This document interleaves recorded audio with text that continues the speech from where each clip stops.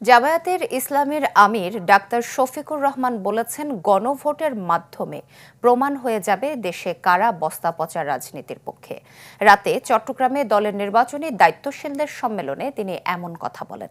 জামায়াত আমির বলেন, হ্যাঁ না ভোটেই চূড়ান্ত হবে সংস্কার প্রস্তাব। তাই এই প্রস্তাব না চাওয়া মানে দেশে কলুষিত রাজনীতিতে ফিরে যাওয়া। জাতীয় নির্বাচনে কোনো অনিয়ম কারসাজি মেনে নেওয়া হবে না জানিয়ে শফিকুর রহমান বলেন, ভোটের অধিকার নিশ্চিতে সবাইকে ভোট কেন্দ্র পাহারা দিতে হবে। দেশে দাঁড়িপাল্লার পক্ষে গণজোয়ার সৃষ্টি হচ্ছে বলেও মন্তব্য করেন তিনি।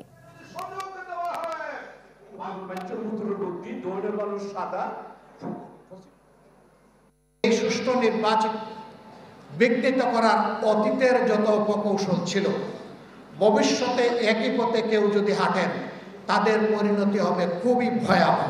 এই গণভোটের হানার মধ্য দিয়ে তা প্রমাণ হয়ে যাবে কারা পুরানো বস্তাপচা রাজনীতি চায় আর কারা পরিবর্তনের নতুন বাংলাদেশ চায়।